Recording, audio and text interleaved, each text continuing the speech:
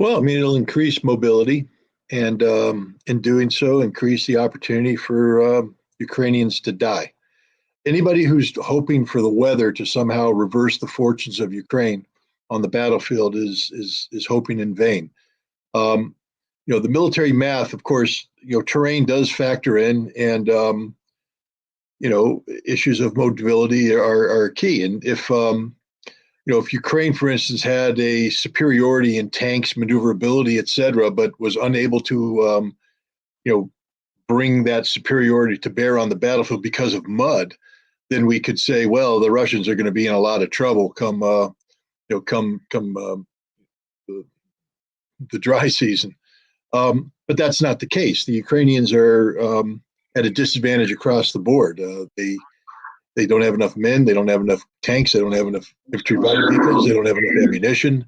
And improving the mobility is just going to increase the pace of operations on the part of the Russians, who are right now achieving a dramatic, kill ratio advantage over Ukraine. So this is only bad news for Ukraine. It's not good news for Ukraine that things are going to get better weather-wise. No, it's true, but I mean, even in this very muddy season, the Russians yesterday were advancing across the entire line of contact by 500, half a kilometer to a kilometer per day. So it's just going to get worse for Ukraine once the weather gets better. It's not going to help them at all. Well, we need to understand that we are not direct combatants in this conflict. I mean, even though legally one can make the case, most of the general officers are in the policy implementation mode, meaning they're being directed, for instance, if you're Air Mobility Command, to move X number of resources from the United States to Europe, to get resources packaged for delivery to Ukraine. If you're in the intelligence business, you're collecting information based upon an intelligence collection plan that's been put together. If you're in the advise business, you are advising the Ukrainians for things, but the military is implementing policy. So the question is about the generals. We know what the generals think. I mean, the ones that are on active duty. General Cavoli, 4 stars, commander of American forces in Europe, Supreme Allied Commander, said that the scope and scale of the conflict in Ukraine is beyond the imagination of NATO. They just couldn't ever think of anything this big and violent, and that they're not ready for it. So we know what the generals are saying in terms of whether or not NATO can get involved in this. But a decision's been made by the civilian leadership, and the way the United States works is that the military is under the control of civilian leadership. The Constitution is designed that way. And it's the civilian leadership that's made this political decision. The military doesn't get involved in political decisions. They get involved in, accomplishing the mission accomplishment. But the objective of, dismembering Russia, destabilizing Russia, regime change in Russia is not a military mission. That's a political mission set by the White House. So it's not as though the generals are sitting there saying, we can overthrow Russia, we can do this. They're waiting and they're given an order, and it says, move this many tanks from, Bayonne, New Jersey to Hamburg, Germany. That's their mission. Collect information, using a variety of resources on this given target, in this given time frame. That's a mission.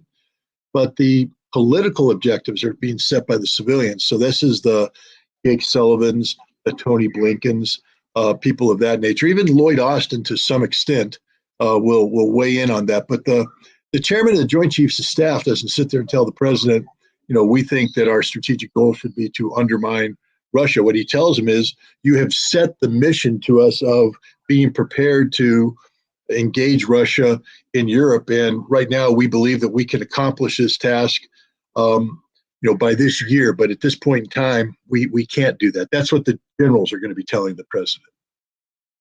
If that scenario happens, I think what we have to understand is there's very few presidential leaders who had the backbone of John F. Kennedy. And the reason why I say that is during the Cuban Missile Crisis, he was being pressured by the military to uh, implement a military strategy to resolve this crisis. That meant including nuclear war. And he kept saying, no, I'm not going to do that. No, we're not going to do that. No, we're not going to do that. And I think one of the reasons he could do that is that by the time the Cuban Missile Crisis came around, he had already been tested by the Bay of Pigs, by the Berlin Wall crisis. He was a man who had a little bit of confidence in his ability to push back. If Kamala Harris becomes president of the United States in the midst of a crisis, remember, she's inheriting something. And so she's going to be, by just default, unfamiliar with this. I don't think Kamala Harris is sitting in the major decision-making centers. So she's going to be sort of like Harry Truman was when FDR died. He inherited things, and he was forced to move forward on certain issues, for instance, nuclear weapons, based upon decisions that had already been made. So I think Kamala would be a very weak president. She would not be able to push back in a meaningful fashion, and she would be susceptible to the hawkish pressures by people who are looking to have a confrontation with Russia. So this would be a very dangerous situation, because it's at this point in time you actually need a leader who's willing to tell the military, no, I don't accept that as an option. We're going to try something else. We're going to do this before we consider doing that. And that's what JFK did during the Cuban Missile Crisis. And I don't think that Kamala Harris has that skill set. Well, let's just deal with the nuclear issue first. Iran has, because of the failure of the United States to adhere to its obligations under the JCPOA and the failure of Europe to do the same, the United States withdrew, and Europe is not doing what they promised to do in terms of trade. Iran has suspended its cooperation, or its willingness to participate in every aspect of the JCPOA's, the Joint Comprehensive Plan of Action, the Iran nuclear deals, mechanisms of constraining the Iran nuclear program, limiting the technology related to centrifuges that could be deployed, the number of centrifuges, the amount of enriched material that could be retained. And Iran has basically said, we're not going to comply with any of that right now because the JCPOA isn't being implemented fairly. And so now they have all new centrifuges that are very high capacity, high efficiency. They've perfected the ability, I believe, to enrich uranium up to 63%. That's just a step away, if they opted to take it to even higher, 84, and then getting into the 90s, where now you have weapons grade uranium. So if somebody's looking at this from a purely scientific standpoint, given the number of centrifuges that are in operation, and the capabilities of these centrifuges, the breakout window for the JCPOA is 1 year. That was what it was designed to do. It was basically to get the Iranians in a situation where if they stopped cooperating with the IAEA inspectors, it would take them 1 year to be able to produce enough fissile material for one device. So that was it.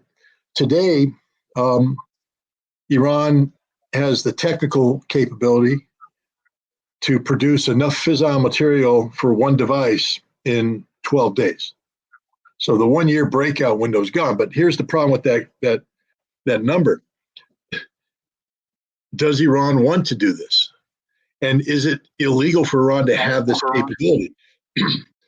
If the JCPOA had been allowed to see itself through to fruition, Iran at some point in time would have been permitted to have all the centrifuges as it currently has, producing all the uranium it currently produces at the enrichment levels it currently produces at.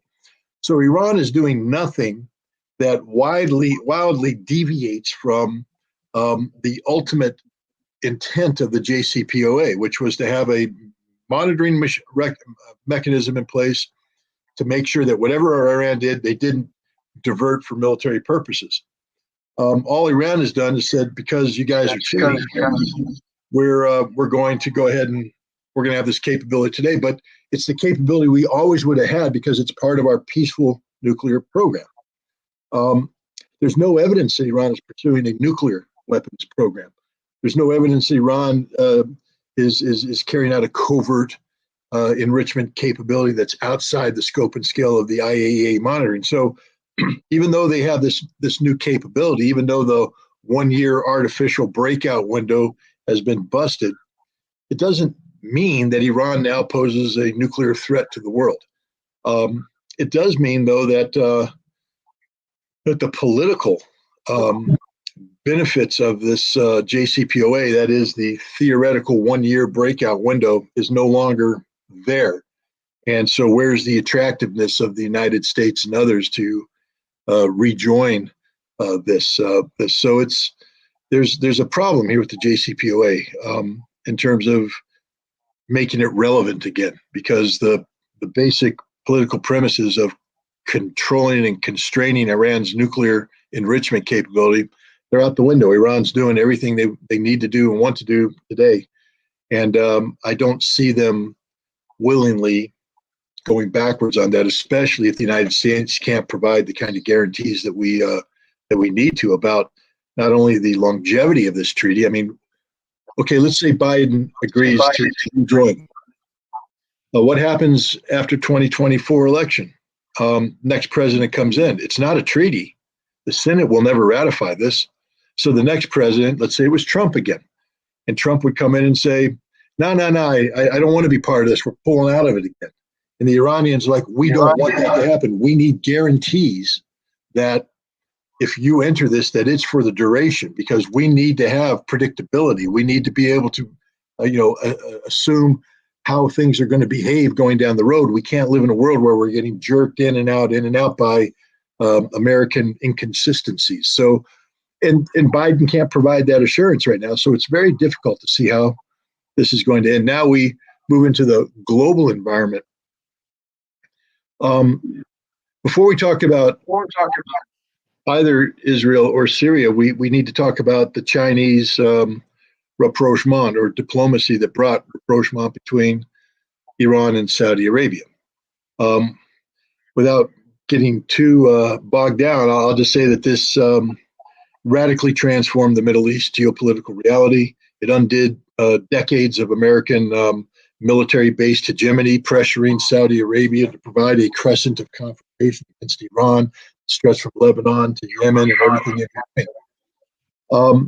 Now that Saudi Arabia is making good with Iran,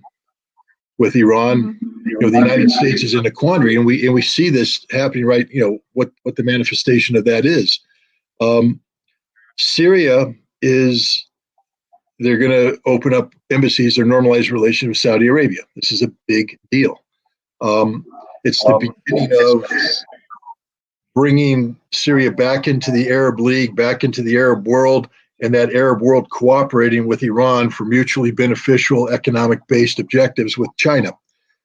So this is a very big deal, which is why the United States, which is currently illegally occupying Syria, is provoking confrontation. We have a situation where there is an exchange of fire, and this is threatening to escalate even more. I think the United States is taking stock and realizing that, if Iran isn't willing to back down, then the ladder of escalation that could follow could end up very bad for thousands of Americans in Syria, who could become trapped in an untenable situation and risk dying, being wounded, or being captured. So I think the United States is reevaluating that. In the context of that, we have to take a look at what's happening in Israel. Not only did the Chinese diplomatic coup isolate Israel. Israel was supposed to be making good with, Saudi Arabia. That was supposed to be the normalization. it was never meant to be Saudi Arabia and Iran from the American perspective. It was always meant to be Israel and Saudi Arabia becoming buddies to strengthen this anti-Iranian alliance. That's done. So now Israel's isolated, and they have a very dangerous man right now as Prime Minister, Benjamin Netanyahu, who is seeking to uh, to bring about what he calls judicial reform, but it's really about changing the political reality so that he can never be held to account for his sins of the past, and he will always have permanent control of the legislation, given the ability of a court dominated by him to oversee any challenges that go forward. So this is a judicial reform package that's designed to make Israel dictatorship. And if you take a look in the streets right now, there's a lot of Israelis that are not happy about this. So, Israel is feeling very vulnerable, but we're in a dangerous situation right now because of this unrest. And the irony here is that it was Israel who was behind the unrest in Iran, trying to get people in the streets there last month, 2 months ago, to rise up and overthrow the democracy. So the irony is that the same book, karma has come back, and Israel's now dealing with this stuff. And their national security establishment recognizes the current situation as a threat to the security of Israel because the military, he fired the defense minister.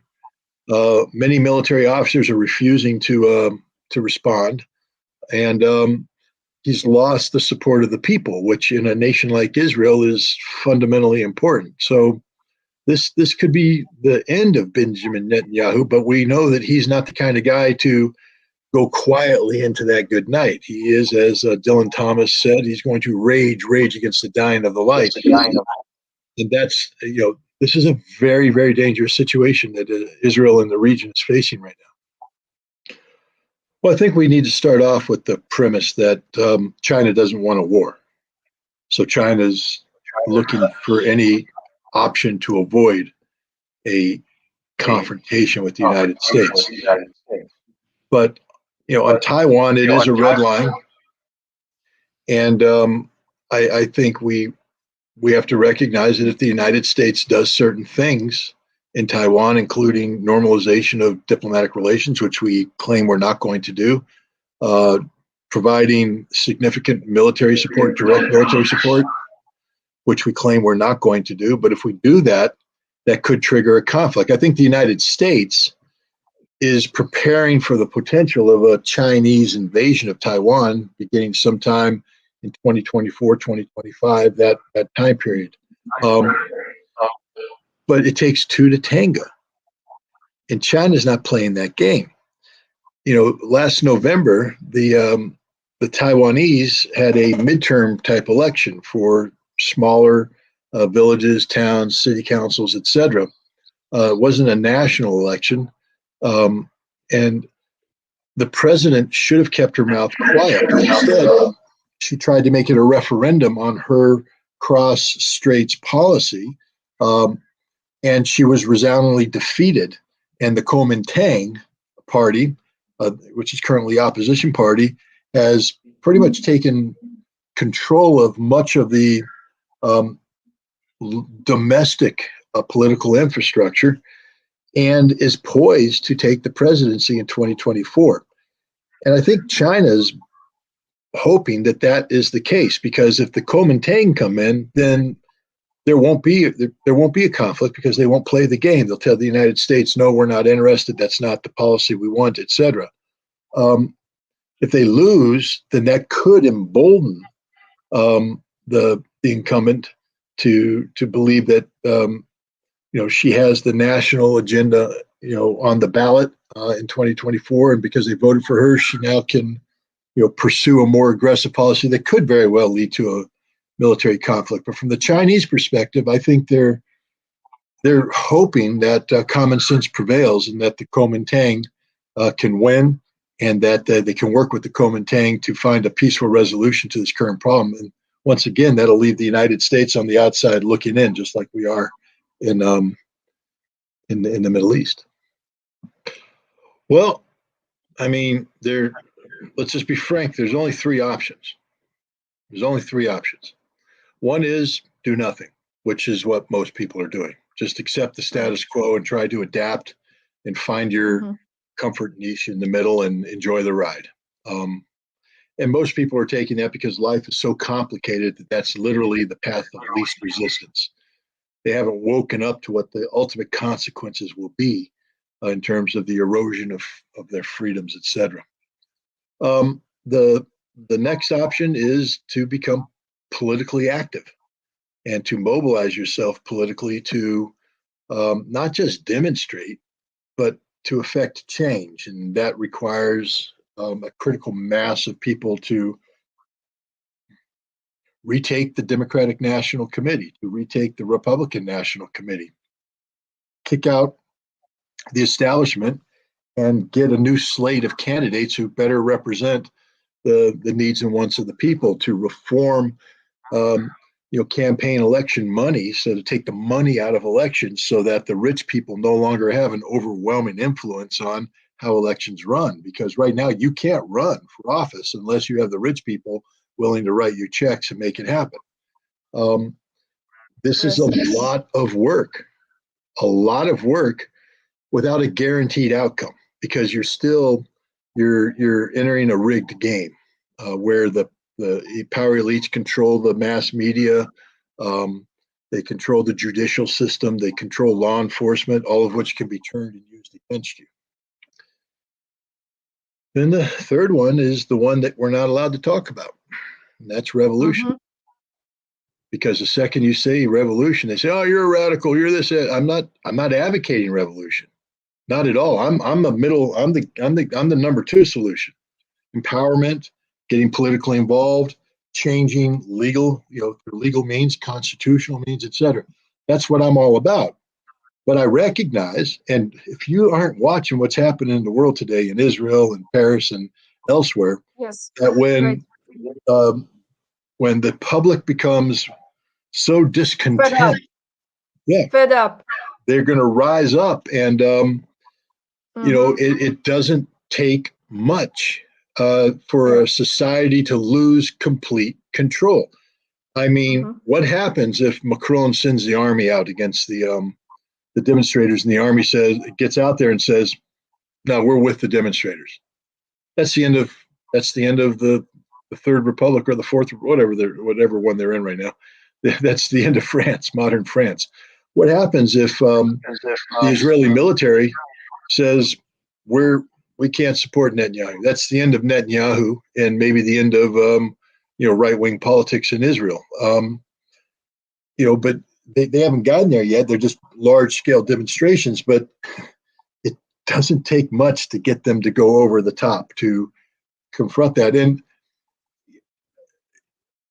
can America ever achieve that level of outrage? And that's a good question, because even when we had the demonstrations in the summer of I think 2021, they were large, but they weren't an overwhelming number of people. They were given a considerable amount of press coverage, but in terms of their ability to actually resonate amongst the entire nation, these demonstrations didn't do that.